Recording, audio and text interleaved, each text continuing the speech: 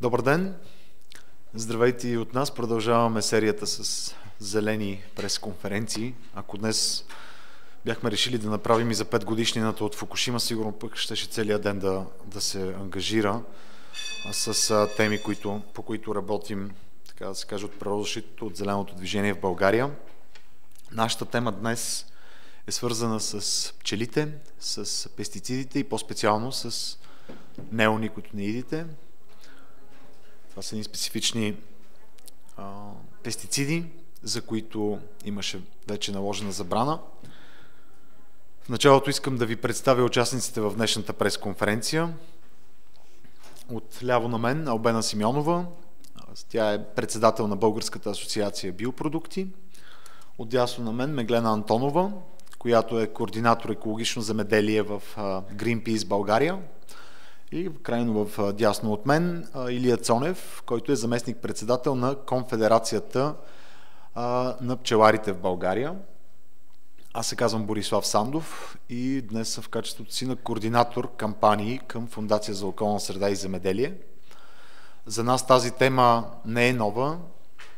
В България ние бяхме част от хората, от организациите, които преди вече повече от 2 години настоявахме за въвеждането на мораториум върху неоникотиноидите в Европейския съюз.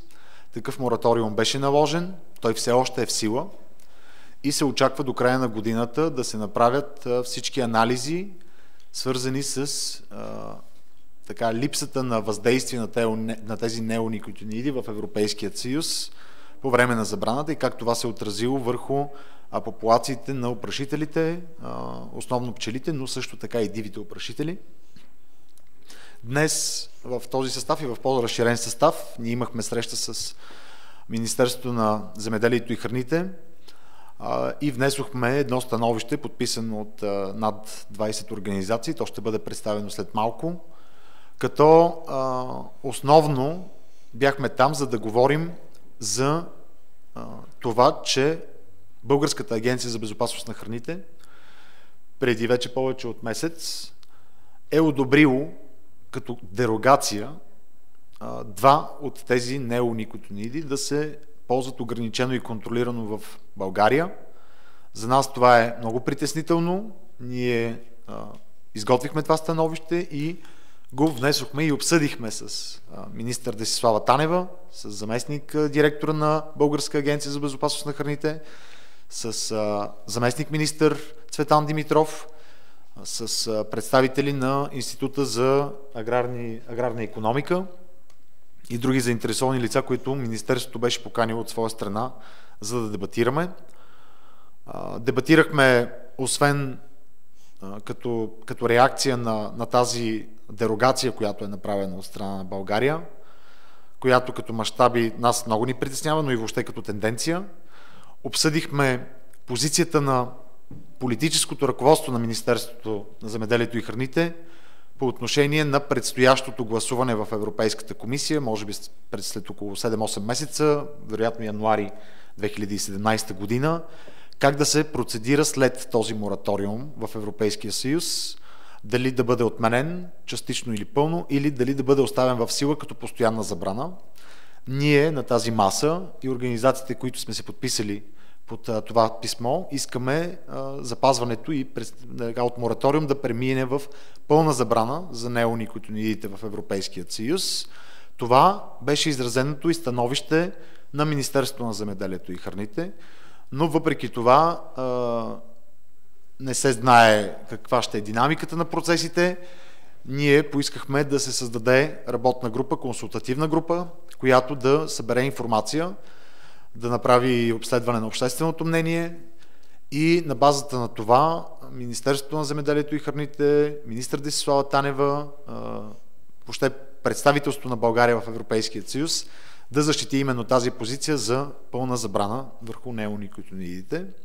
Сега давам думата на Меглена Антонова, която да каже малко повече за самото становище, какви са неговите основни акценти и какво всъщност нас основно ни притесни, за да стигнем до този процес. Благодаря. Причината, както вече беше споменато, да подадем такова становище до Министерството на земеделието и храните и до Българска агенция за безопасност на храните, е точно тази дерогация, която според европейското законодателство е позволена само в извънредни ситуации при растителна защита, но за съжаление в случая в България тя беше приета по доста непрозрачен начин. Ние разбрахме за въвеждането на тази дерогация едва след като тя вече беше одобрена и подписана от изпълнителния директор на Българска агенция по безопасност на храните, без да са споменати конкретните мотиви, защо, какви извънредни обстоятелства са изисквали дерогацията на едни такива препарати за растителна защита, които доказано имат вредни влияния върху пчелите конкретно и другите опрашители. Всъщност, точно това е причината в Европейския съюз преди повече от 2 години да бъде въведена една такава забрана, точно защото научните данни показват, че има висок остър риск за пчелите и други опрашители. Това беше и мотива Европейската комисия да предложи въвеждането на такава забрана, по-късно одобрена от държавите членки и влязла в сила. Нещо повече, след въвеждането на забраната, научните изследвания все повече и повече се увеличават с доказателства за това, че тези видове пестициди, които са с изключително специфични въздействия върху пчелите и другите опрашители, имат отрицателни ефекти върху тях и не само временна забрана е необходима, ами напротив да бъде продължена тази забрана. Това е и причината ние да изразим нашето изключително голямо безпокойство, че вместо да се опитваме да работим в полза на това пчелните колонии да се запазват и да се търсят алтернативи за употребата на такъв вид пестициди, които са вредни за пчелите, всъщност действията на органи като Българска агенция по безопасност на храните до някъде обезмислят смисъла на тази забрана, която е въведена в Европейския съюз. Това беше причината всъщност да изкажем исканията си, които в становището са, че искаме такива заповеди да бъдат прекратени, т.е. да не може да се засаждат съответно семената, които се третират с такива пестициди, но също така и да се направи един малко по-подробен анализ върху това какво е въздействието върху опрашителите от употребата на такива пестициди и какво може да се направи всъщност, за да се търсят алтернативи на тези препарати. Но аз сега ще дам думата на Илия Цонев, за да разкаже той какво е всъщност въздействието върху пчелите от употребата на този вид препарати. Неоникотиноидите са инсектициди, създадени последните 20 години и те са на нов принцип, засягат нервната система на насекомите, като причиняват парализа и смърт. Неоникотиноиди са наречени, защото наподобяват никотина от тютюневите изделия, но са химически продукти на големите компании, които се занимават с производство на продукти за растителна защита. Как влияят тези продукти върху пчелите? Дори много ниски дози от неоникотиноидите засягат косвено пчелите, като причиняват дезориентация, намалена способност за намиране на кошера, т.е. когато те са контактували с неоникотиноиди, все едно, че са наркомани или пияни, не могат да намерят обратно пътя и се загубват. И това е едно от предполагаемите основни причини за така наречения синдром на празния кошер. Масово излизат да събират храна и след като поемат част от тия никотиноиди, те не могат да се върнат в кошера си и се загубят, така кошера отслабва в много голяма степен, докато накрая и съвсем загине. Така. Вреда върху въздействие върху това е намалена ефективност на търсене на храна.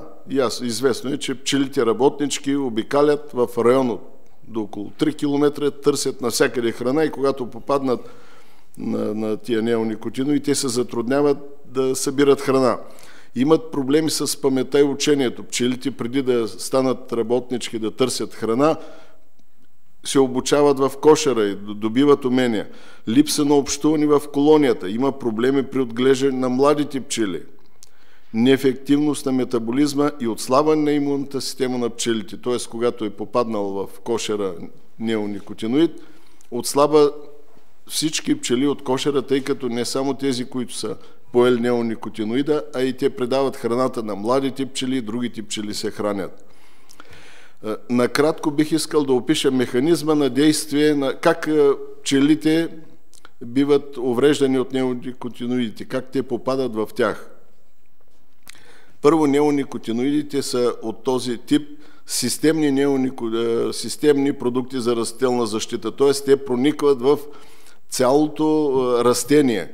За разлика от обикновените пестициди, с които се пръскат с наземна и летателна техника, при нея се замърсява само прашеца и в кошера никога не попада мед с продукти с пестициди.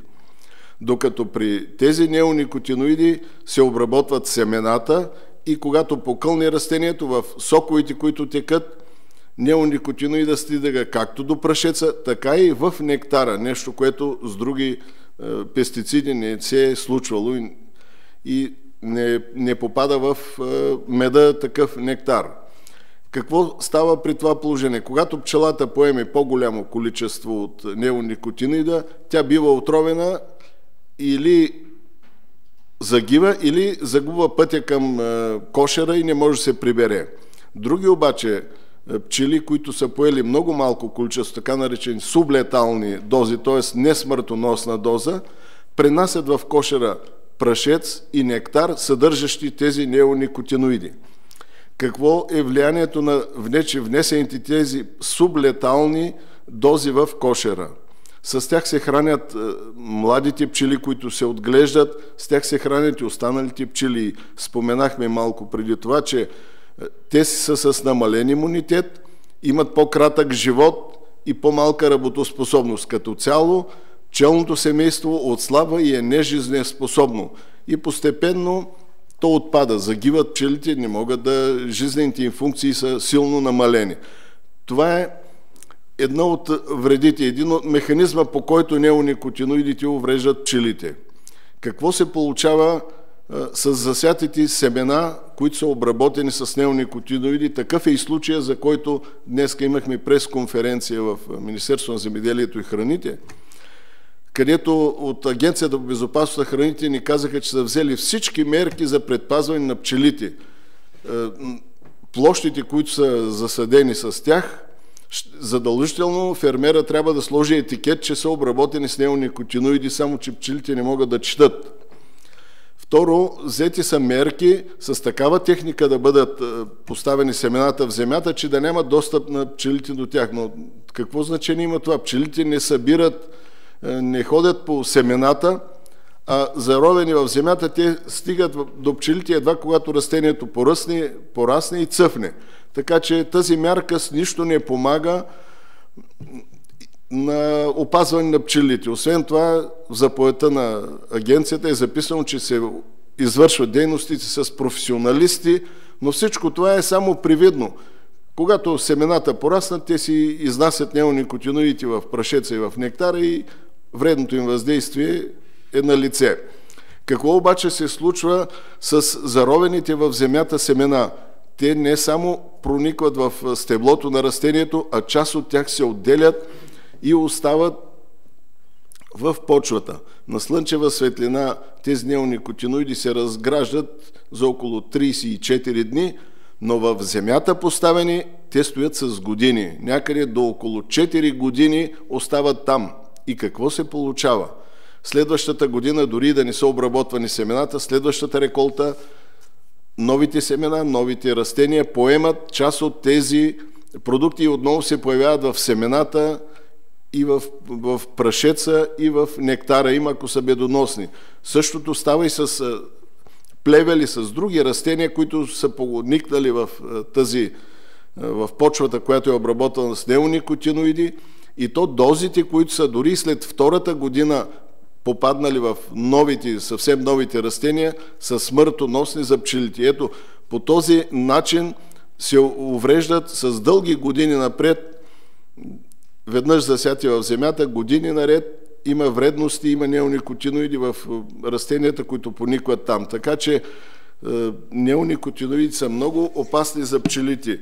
В Англия е установено, че 1/3 от всеки 3 пчелни семейства е заплаха, изчезват именно по причина на неоникотиноидите и това е сериозна заплаха за безопасността на храните по света, тъй като пчелите са най-важните опрашителни насекоми и играят жизнено важна роля в хранителната верига. А установено е, че 1/3 от храната на хората се осигурява от опрашващи насекоми от пчелите. Така че е нужно да се вземат сериозни мерки, може би с ваше съдействие на пресата, на медиите, да се разпространи тази информация, хората да бъдат на щреки, да не допускат злоупотребите с тези нови неоникотиноиди, които фермерите имат, може би, изгода за по-големи добиви, но те унищожават друга важна част от екологичните системи, пчелите и опрашителите като цяло. Така че трябва да намерим решение на този проблем. Благодаря.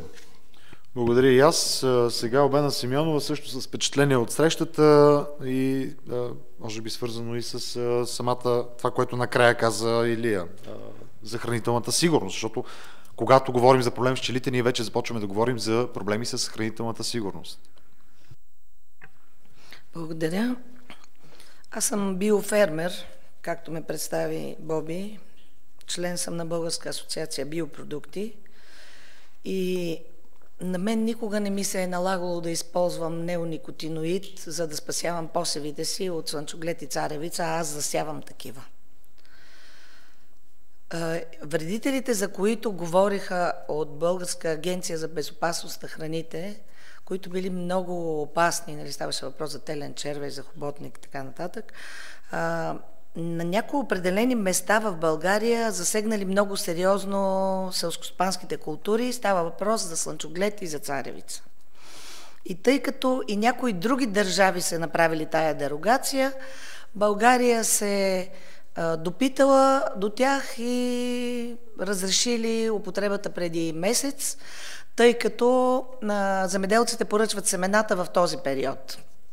Много са бързали и не са имали време да поканят и останалите заинтересовани, т.е. гражданите, пчеларите и останалите фермери, всъщност такива като мен. Биофермерите за 2015 година са 4000. Те също имат полета в тези райони, в които ще се отглеждат такива култури и ние сме много притеснени от това. Обяснението от страна на Българска агенция по безопасност на храните беше, че много е важно да се спасат културите и да се спасат добивите и нека ние като Румъния, Унгария и Финландия да разрешим също тези така опасни пестициди за пчелите и за насекомите. Обясниха ни, че ще има строг контрол и ние много разчитаме на това, че ще се случи. Семената на всяка цена трябва добре да са заровени, за да не могат да стигнат до тях птици и диви животни. Там, където има такива полета, както каза колегата Цонев, ще има специални табели. И алармираме нашите колеги пчелари много внимателно да следят тези полета, защото би трябвало навсякъде да бъдат обозначени. Това обаче няма да бъде проблем, да речем, за подвижните пчелини, хората, които се занимават с мобилно пчеларство, лесно могат да ги преместят. Когато обаче става въпрос за стационарните пчелини, там нещата са доста неприятни. И от Министерството на земеделието обещаха да помислят как ще се справят с този проблем. По-скоро би трябвало да не позволяват на 3 км от стационарен пчелин да се отглеждат полета с неоникотиноиди. Ние настояваме да се създаде работна група, която много добре да се занимае с изследване на научните доклади в тази сфера, за да може и обществото, и неправителствените организации да са наясно с какво се сблъскваме. Онова, което ние предприемаме от месец април, мисля, Боби, започваме кампания в Европейския парламент, като ще започнем с нашите представители в Европарламента от България. След това ще се срещнем с страните, които са в момента, страната, която в момента е президент, и следващата, която предстои да президентства Европейския съюз, Холандия, Малта и Словакия. Ще се срещнем с евродепутати и да поискаме окончателна забрана на неоникотиноидните пестициди. Защото тази възможност за дерогация винаги може да се използва от такива компании, които са достатъчно богати, каквито са Синджента, каквито са BASF, защото те са производители на тези два от които вече са разрешени, тиаметоксан и имидаклоприд. Това, което ние трябва да направим, наш дълг е и дълг на българските политици, неоникотиноидните пестициди да бъдат изцяло, окончателно забранени на територията на Европа. Обръщаме се към българските политици, към политическото ръководство на Министерството на земеделието, да не си затварят очите и да не гласуват както предния път въздържал се, както нашите големи приятели, там германски ли беше, а да гласуват с твърдо против, така както направиха за генно модифицираните организми. Това го иска обществото, това го искат консуматорите, това е заради здравето на хората, за оцеляването на пчелите и оцеляването на човечеството. Благодаря. Благодаря и аз на Албена. Ще допълня с още няколко неща, след което ще дадем възможност за въпроси или ако нещо друго сме пропуснали. Редно е да се каже, че министър Танева заяви, че политическото ръководство има волята и пое ангажимент, че ще гласува за въвеждането на такава забрана. Коректно е да кажем, че предишният път представителството на България гласува въздържал се, но това беше в кабинета Орешарски. Така че, нали, казвам това, че беше друг кабинет, който гласува въздържал се. Този каза, че ще гласува за въвеждането на пълна такава забрана. Да видим, ние разчитаме, че чрез тази работна група ще се поемат и допълнителни ангажименти. Второто, което е важно да се каже, е, че тези неоникотиноиди, те са разрешени преди около месец, за да могат явно да направят заявки. Има поставен лимит, който е за единия препарат 3000 литра, за другият 25 000 литра. По принцип, когато се третират семена, мисля, че това е за огромна част. Когато тези неоникотиноиди се пръскат, забележете, 100 мл стига за 10 декара. Ако тези пестициди бяха позволени за пръскане, това щеше да покрие между 60 и 100 мл. Прощавайте, това щеше да покрие между 2,8 до 5,3 милиона декара. Тъй като е за семена, това ще е повече. Повече от такъв тип площи, засети с царевици и слънчоглед, ще бъдат явно третирани. Кампанията за засяване все още не е започнала и тя приключва края на май. Така че до края на май е разрешено да бъдат използвани. Решението вече е взето, много от тези семена вече са поръчани, вероятно почти всички. Не съм убеден, че ще имаме достатъчният контрол само там, където са установени тези завишени популации на телния черви и на хоботника, заради което се прилага тази дерогация. Казаха ни от Института за аграрни изследвания, аграрни политики, че това е само район на Черноморието. В този район на Черноморието няма толкова много толкова много площи с тези култури, така че аз се опасявам, че те ще бъдат в цялата страна. Това, което се пое като ангажимент на днешната среща, тъй като е пропуснато в самото решение на Българска агенция за безопасност на храните, пропуснати са отстоянията от постоянните пчелини. Пое се ангажимент днес да бъде с допълнително решение прибавено и да не могат в определени разстояния до постоянни пчелни семейства, постоянни пчелини. Това ние знаем, че трябва да бъде около 3 км, да не бъдат допуснати там. С работната група, която би трябвало тази консултативна група, която би трябвало да заработи, всъщност ние ще сме свидетели и на това, въпреки че науката в България по тези теми, за съжаление, много слабо се развива. Мен ми се искаше Илия да каже малко повече и въобще за науката, за как отсъства, защото нямаме вече специалисти, те са много стари, и как в институти, може би това е редно да се каже, съществуват сортове, български сортове, които са по-малко уязвими. Молете да го кажеш само и това в допълнение.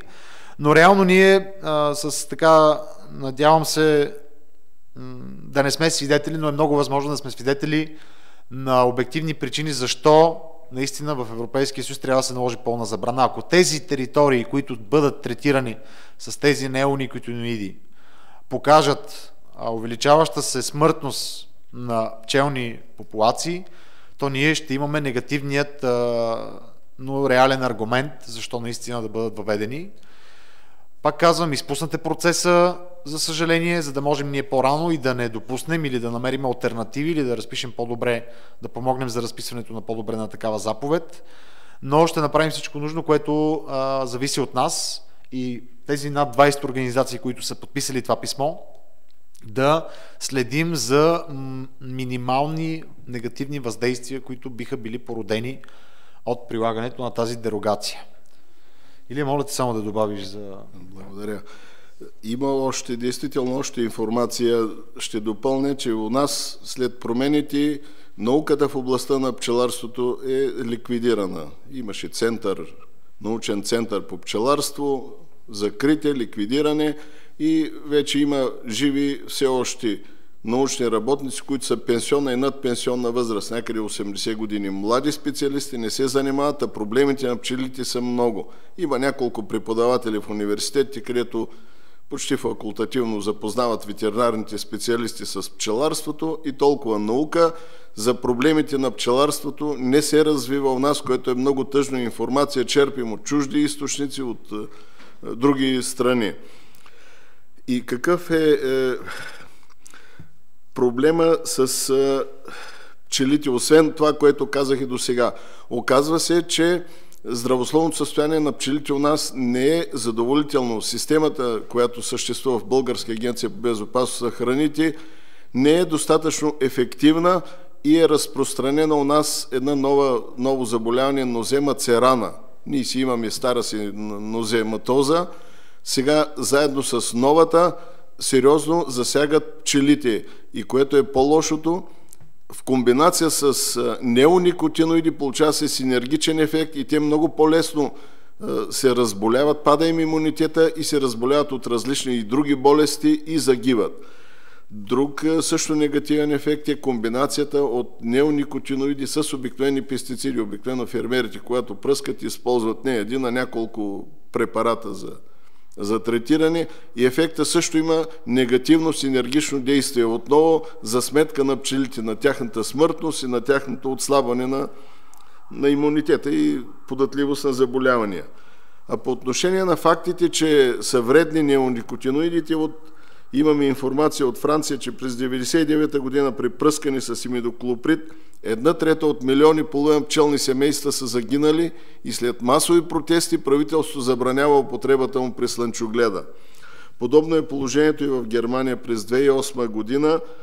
Продукт на базата на клотианидин с име Пончо измират масово пчели, и при протести от страна също на пчеларите са забранени. Установено е, че от умрелите пчели 99% от тях показват натрупване на този неоникотиноид клотианидин. Така че нещата са ясни на практика. Благодаря. Да, благодаря и аз. Единствено исках да се добави, че при всички положения съществуват и други алтернативи за борба с тези вредители, както биват класифицирани. Със сигурност има отношение и сортовете, които се засяват, но масово в България вече тези институти, които правят селекция, реално нямат, как да кажа, нямат тази пазарна конкурентност, тъй като големите компании, семепроизводителки, чрез различни механизми успяват да убедят българските фермери направо да купуват от тях директно обеззаразени или как го наричат, обработени семена. И реално семена, които в България са правени, селектирани, за да могат да са по-устойчиви на подобни вредители, които са типични за нашите географски ширини, нямат приложение и се стига пак до химическата употреба на вече чужди семена. Сега давам възможност за ваши въпроси и ако нещо сме пропуснали, може би също да добавим, но заповядайте, ваша думата. Веселина Миланова, Хоризонт. Няколко въпроса имам. Първият ми въпрос е към пчеларя. Можете ли да кажете дали има ефект от 2-годишния мораториум на използването на тези никотиноиди? В смисъл положителен ефект, който се е очаквал. Другия ми въпрос е, успя ли Министерството на земеделието да ви обясни достатъчно ясно и коректно тази шизофренна ситуация, в която е изпаднало, защото от една страна казваме, да, България ще подкрепи налагането на пълна забрана за използването на тези пестициди, от друга страна казваме, тук да използваме малко момента да си ги разрешим за употреба. И да разбирам ли от това, което казахте, въпросът ми е към Албена Симеонова, че говорим по-скоро за лобизъм, а не за необходимост на използване на тези пестициди в момента. Първо аз да отговоря. 2 години не са достатъчни, за да се набере информация, защото аз си споменах. В земята на практика остава за няколко години, 3-4 и повече неоникотиноиди, така че дори спряната употреба на семена, обработени в следващите реколти, следващи култури, които се засяват, отново в стеблата им и в нектара и прашеца се появяват. Това е едната страна, че на практика не може да се забележи ефекта в рамките само на 2 години. От друга страна, никой не прави такива изследвания у нас. Просто няма информация. Никой не я събира. Ние сме писали, имаме писма до Агенция по безопасност на храните да събират информация по култури, по използвани пестициди и отровени загинали пчели, защото и при конвенционалните пестициди ежегодно се отравят хиляди пчелни семейства. Това са загуби огромни, но нищо от това не се случва. Просто никой не събира така информация, не я обработва и няма кой да ви отговори в страната. Вашите впечатления като хора, които практикуват това занимание, какви са? Защото ясно е колко много говорихме за синдрома на празния кошер, за това, че умират пчелите. В последните 2 години започва ли да се променя ситуацията или си е същата? Не, същата си е. Има пчели, тъй като нормативната уредба е много лошо направена, фермерите си пръскат и хич не се интересуват от това, че се троят пчелите. И ние не бихме могли да кажем дали от неоникотиноидите, които съществуват в земята, или от третиране с обичайните пестициди. Просто е наредба, има една наредба 15, която е така езуитски направена, че изобщо не защитава пчеларите. Първо, пчеларя, за да защити, че са го отровили, той трябва да има вземати проби, в които да се установи в лаборатория. Има комисии, които да вземат проби. Те са толкова тромава бюрокрацията, че докато вземат пробите, особено в събота и неделя и празнични дни, както се събират по Коледа, по Великден, по Гергьовден, по няколко дни, чак тогава отиде комисията да вземе, тия пестициди се разлагат много бързо и като отидат в лабораторията, казват, умряли са, но нищо няма открито.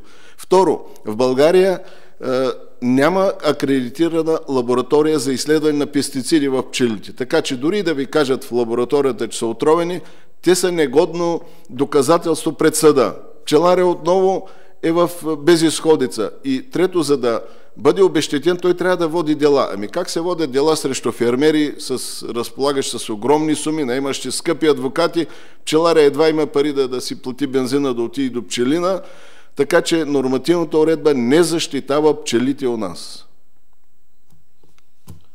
Само ако може да допълня, защото наскоро излезе един доклад на ООН в тази връзка, който е доста притеснителен.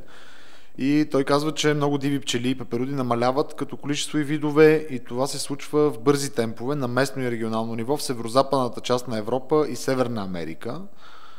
Също така, наскоро излезе друг доклад, който беше свързан с това, че имаше установено, това е европейски учени го установяват, че популацията в Съединените американски щати продължава толкова драстично да намалява, докато в Европа се забелязва малко стабилизиране след въведената забрана.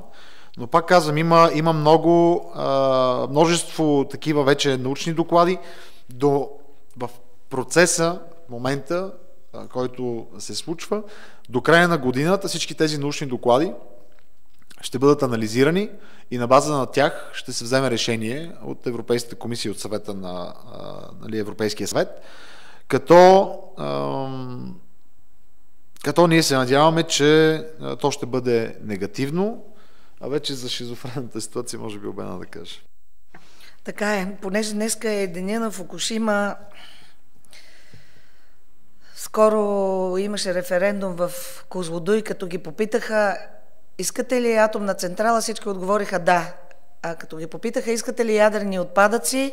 Всички казаха не. На срещата с госпожа Танева присъстваха колеги от Института по пазарна икономика. Господин Николов? Така? Аграрна. Да, извинявам се, просто така съм записал. Те са направили анкета между 173 фермера и са попитали: искате ли да ползвате неоникотиноидите? Всички фермери, които отглеждат рапица и слънчоглед, но нямат пчели, са отговорили с да. Тези, които имат пчели, са отговорили с не. Ситуацията наистина е много, много странна. Не за лобизъм. Става въпрос за свръхлобизъм и за страшно много пари. Зърнопроизводителите в България са много. 5000 души отглеждат 85% от българските земи. Тези хора са толкова богати, само с едно щракане на пръст на председателя и всичките се събират под прозорците на Министерството. Всички имат респект от тях, включително целият кабинет, притесняват се от тях, а отделно те са наистина много богати. Малките фермери, тези като мен, такива, които живеят в селата, в никакъв случай не могат да кажат, че са необходими. В моите полета не използвам тези пестициди. Съседите, които отглеждат до мен, малки фермери, също не ги използват. Купуват си семена, но първо питат: има ли неоникотиноиди и има ли техниката Clearfield, която също е изключително опасна техника и се сипва биоразнообразието. Така че тук става въпрос за лобизъм. Господин Сандов каза предния път, професор Греков гласува наистина под натиск, въздържал се, но още предишния кабинет, когато министър беше Мирослав Найденов, ние имахме уверение, че ще подкрепят забраната и го подкрепиха. Кампанията тогава се води от Мария Габриел. Имаме уверение, че отново ще ни се помогне и от групата на Зелените, все пак Боби, нали, е представител и на Зелените в Европейския парламент, оттам просто ще получим една голяма подкрепа. Може да нарекат, че нашето също е лобизъм, но е лобизъм в полза на околната среда и в полза на здравето на хората. Благодаря. Други въпроси? Колеги, някой от вас да има да допълни нещо, ако сме пропуснали? Последно, ако може да попитам, кога ще бъде факт това допълнение към заповедта на БАБХ да не може в радиус от 3 км от пчелини да се използва? Още днес ще приготвим писмото до Агенцията по безопасност и надявам се да го отразят. Те поеха някакъв ангажимент за това, така че ние днес ще съставим писмото и утре ще го, вероятно, утре ще бъде записано, въведено. Как точно ще се контролира това? Добър въпрос. Така, конкретен срок не беше приет, но стана ясно, че веднага ще се реагира. А начина за контрол, аз също зададох въпроса, тъй като това са огромни площи, вероятно, които ще са с такива семена, с третирани семена ще бъдат засяти. Казаха, че Българска агенция за безопасност на храните в своите теренни проверки с своите регионални директори имат отговорността да контролират. Беше отбелязан един проблем, който според ръководството на Министерството се е отразил и върху липсата на допитване. Това е с все още незаработилият Център за изследване на риска, който трябваше да се създаде към Българска агенция за безопасност на храните и който трябваше да поеме всички тези теми. Това все още не е факт и може би по един или друг начин е въздействало, оказало е влияние върху това да не се случи процеса по начина, по който трябва да се случи. Сега конкретно с контрола аз също имам сериозни опасения и това, което поискахме е в този процес за контрол да участват и браншови и неправителствени организации, и също така да е публичен, за да можем да сме сигурни, че реално ще има такъв контрол и той ще е обективен. Но не знам, аз толкова много площи, ако всички се сложат тези табели и така нататък, ние ще се превърнем в една страна с табели. Но... Ако Боби ме позволи да добавя, всъщност Българска агенция по безопасност на храните са много виновни, защото благодарение на тях се случи това. Не ни поканиха, ние можехме и с господин Цонев, и с колегите от Greenpeace, и за земята, с които работим, от Фондацията за околна среда, можеше да предложиме и сега да няма нерешен проблем с 3 километра от стационарните пчела и други неща, защото ние по никакъв начин не сме им врагове. С удоволствие бихме работили в една работна група или съвместно с тях да дадем конструктивни предложения. Но самата агенция по безопасност на храните, говоря регионалните служби по растителна защита, много добре си вършат работа. Трябва да ви кажа, че в последните няколко години постоянно забелязвам техни експерти в лозята ми. Там мога да разбера какви насекоми има, какви вредители има, за да мога и аз да взема мерки, защото аз все пак съм биопроизводител. Нямам право да пръскам с никакви пестициди, нямам право да използвам изкуствени торове, да не говорим за генно модифицирани организми. И когато те идват на място на теренни проверки, става много лесно, защото можеш да разбереш какви са неприятелите и веднага да се посъветваш или да предприемаш мерки за пръскане с син камък или с сяра, което е позволено. Те си вършат работата, аз вярвам, че и този път ще я свършат. Но в никакъв случай нито сме щастливи, нито сме доволни, нито сме съгласни с това тези неоникотиноиди да се появяват в българските полета. Те са просто вредни и опасни и пчелите изчезват от тях. Доказано. Добре, благодаря. Други въпроси, ако имате? Или ако нещо не е било напълно ясно, може би да уточним, да конкретизираме? Колеги, някой от вас? Аз с риск да го превърна в персонален разговор. Не, няма никакви проблеми, разбира се. Важно е да... Последно само, ако имате информация, да кажете в колко европейски страни има такъв тип дерогации, защото казахте, че Министерството се казали и в другите ги правят, значи и ние можем. И само да вметна, това не е въпрос. Центъра за оценка на риска в БАБХ го има, откакто я има БАБХ.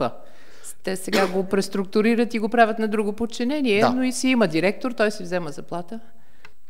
Да, говорихме за въпросното преструктуриране, моя грешката, извинявайте. Освен посочените държави Румъния, Унгария, Финландия и България, в Обединеното кралство, Великобритания също има такава дерогация, тя е свързана с рапицата. Докато тук в този случай тези двата, които са от трите неоникотиноида, са свързани с слънчогледа и царевицата. И господин Величков спомена Полша. Да, за Полша. Нямам такава информация. Да, за Центъра за риска бих искал само да допълня. В момента се прави комплект от нови нормативни документи. Нов закон за храната, за храните и там влиза и за оценките на риска, така че на тази основа, понеже не е готова новата нормативна база, Центъра си го има, но той не е поел новите функции, които се очакват до май месец, доколкото знам да бъдат утвърдени тия нови нормативни документи в пакет и тогава вече би трябвало да зафункционира според новите правила. Ами добре, благодаря ви много за това, че бяхте днес с нас и оставаме с готовност за допълнителни въпроси. На нашите страници ще публикуваме становището, което е, както с всички онези браншови и неправителствени организации, които са го подкрепили и ще, разбира се, от тук насетне, аз пак казвам, освен реакция към съществуващата сега ситуация с тази дерогация, ние продължаваме активно да работим и очакваме и каним всеки, който желая да се включи в тази кампания, която стартираме за въвеждането на пълна забрана на тези много опасни пестициди, именно неоникотиноиди в Европейският съюз, които да кампанията ще бъде и общо европейска, но разбира се, всяка държава е добре да води своя национална такава. Благодаря ви за вниманието още веднъж и успешен ден!